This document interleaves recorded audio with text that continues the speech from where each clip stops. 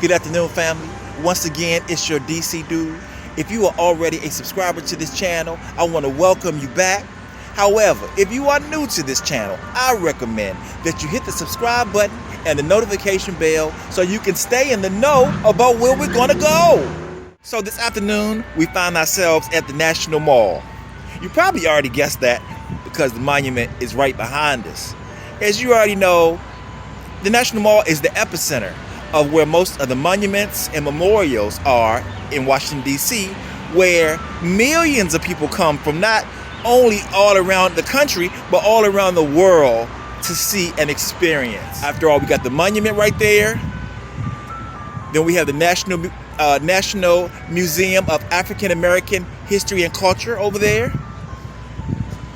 We're on 17th and Constitution Avenue, so right through those trees is the White House, the south entrance of the White House. Scroll around over here, and then we also have the World War II Memorial down the street.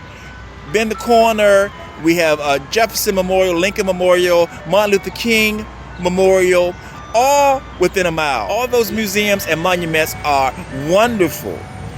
But today we're going to talk about a historic landmark that is typically glazed over.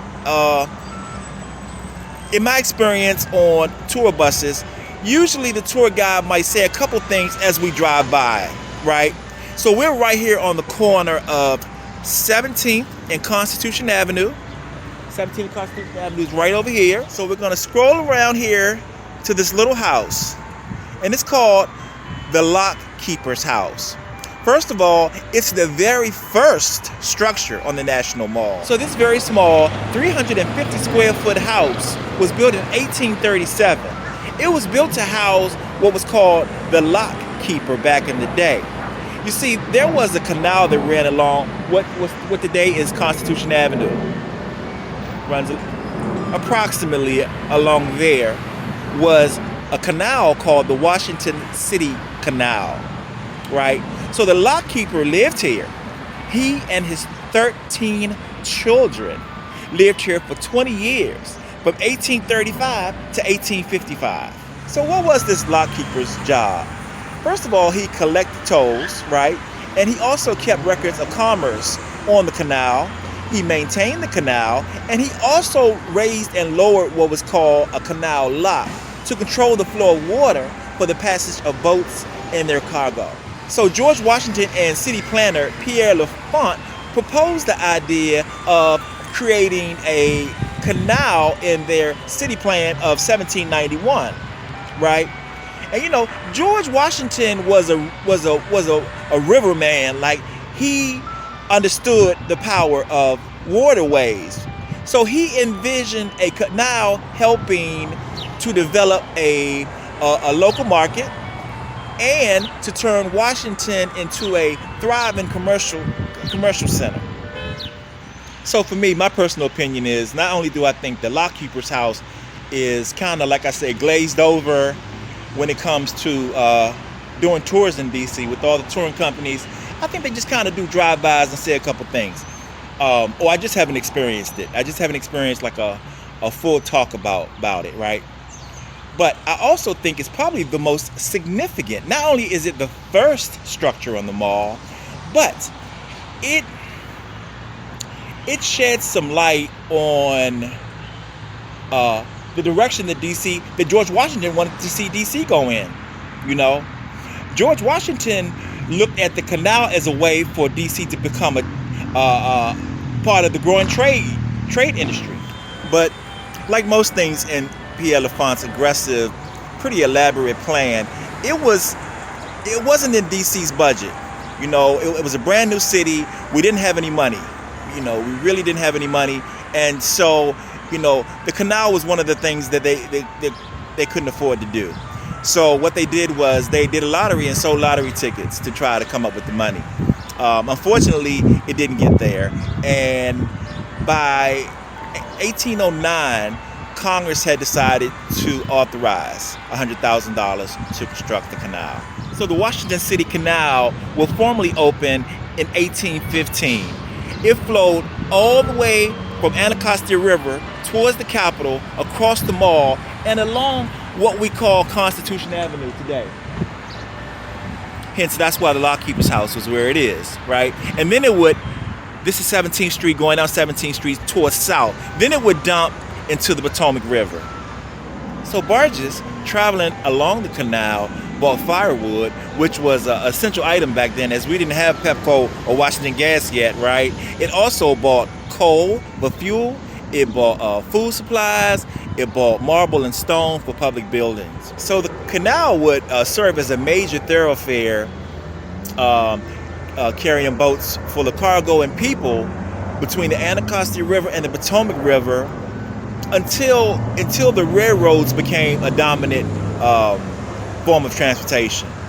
And then to add to the mix, between 1832 and 1833, an extension was added to the canal that connected the Washington City Canal with the C&O Canal to the west of us.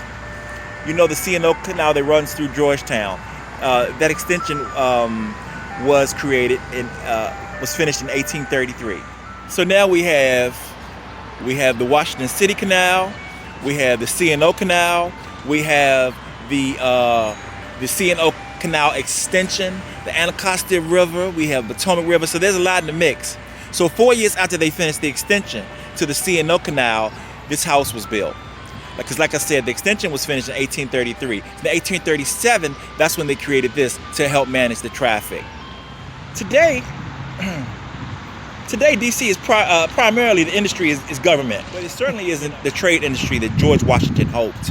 And that was his whole plan when he put down when he wanted to have a canal. Well, the canal was beset with many problems, right? It was poorly maintained.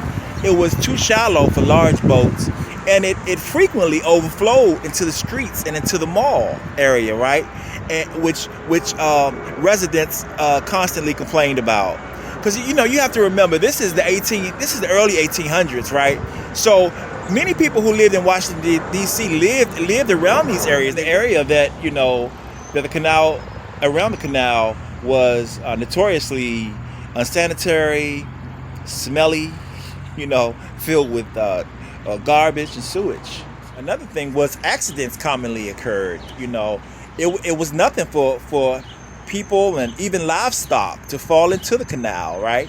I mean, there was one incident in 1839 where a large taxi, drawn by 4 horses, right, went off a wooden bridge crossing the canal, plunged into the canal, and one person died and then 4 were injured. So that was kind of a common happenstance back then. Back in them days, people falling into the canal. So I don't really know what was up with that. I mean, no fences around it. I mean, how do you just walk into a canal and fall in? But that's what it was known for. I mean, really, all this mud and dirt in the national capital, it shocked visitors when they came to see DC. Also, nationwide, canal traffic in the 1850s declined, right? So on top of everything else, it's no wonder that the founding father didn't get to realize his goal of Washington, D.C. being a part of the growing national trade network. So by 1855, the canal was altogether abandoned, right? And this wasn't good news, I can assure you, for the lockkeeper, because all of a sudden his services were no longer needed, right? He lived here for 20 years between 1835 and 1855, when there was no more use for the lockkeeper's house. In one shot, he lost a house and a job. And meanwhile, he has 13 mouths to feed, right? I can't find a story anywhere about him, but I would love to hear a story just about the lockkeeper. And also, it's curious that they never mention a wife. So pretty much immediately, squatters took over, and it became a squatter's tenement.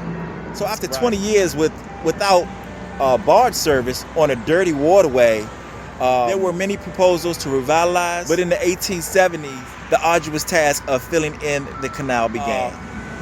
The house was turned over to the United States government park police, and they used it for a headquarters, and even had a holding cell, a jail holding cell inside, albeit a small, it had to be a really small one. Later in the 1940s, the first floor became a public conference station where they had restrooms, and sometime later it was used for Park Service storage, kind of like an expensive historic tool shed.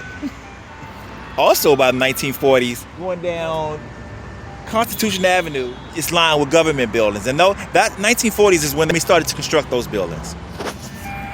So the house has moved several times in its history. More recently, in October of 2017, it was moved further away from the corner. Walking up to the corner of 17th and Constitution Avenue, and it's quite a ways back now. It moved 36 feet south. So if it was up here, it moved 36 feet back that way, and then it moved 35 feet to west. You know, so the house was over here somewhere, like on this corner where we are, right?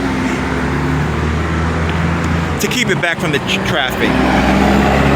Between 2017 and 2018, the house was restored by the National Park Service to its original 1800s appearance. The most recent report I heard about it was in November of 2018. They had a ribbon cutting ceremony after a $6 million renovation.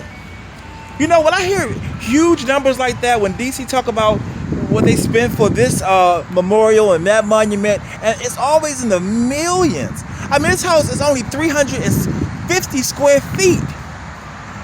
I mean, could you imagine you could imagine $6 million to renovate your home? You know what I mean? I mean, this is great. I mean, they restored it to look like it did in the 1800s. Wonderful, but $6 million. That to me is just kind of, I don't see any kind of $6 million thing going on here, you know?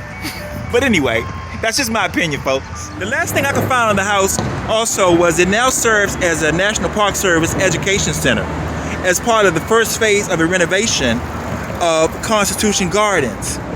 So Constitution Gardens would be this park area right here. Constitution Gardens is bounded by Constitution Avenue to our north, and to our east, 17th Street, and then to the south, the mall, and then to the west is bounded by the Vietnam Memorial. So it's 50 acres of all this area. And this is Constitution Gardens. Gotta say, I never heard of it before, folks. Gotta say that. So I think this area is kind of relatively new in terms of in the last few years, because 2018 is when they started doing all this renovation. What's cool about the Constitution Gardens is apparently there is a memorial for the 56 signers of the Declaration of Independence.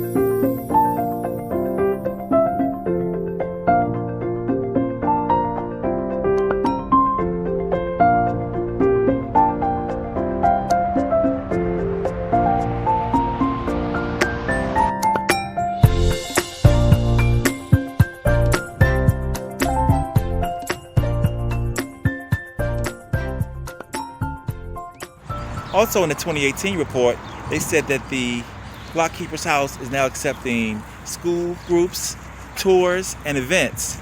And I'm sure that's pre-COVID, because now it appears to be closed for sure.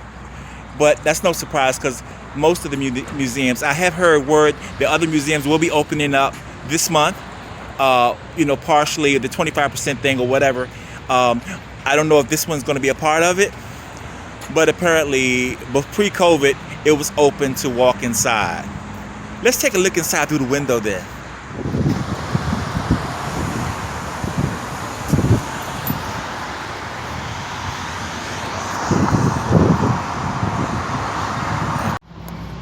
Well, that's it, family.